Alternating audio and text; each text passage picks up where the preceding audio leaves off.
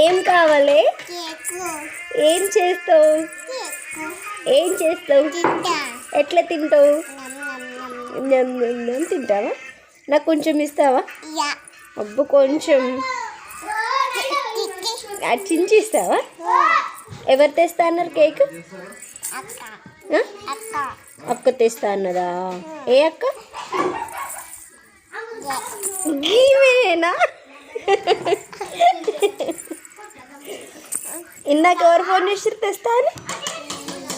ఆమె కాదు, దొంగ.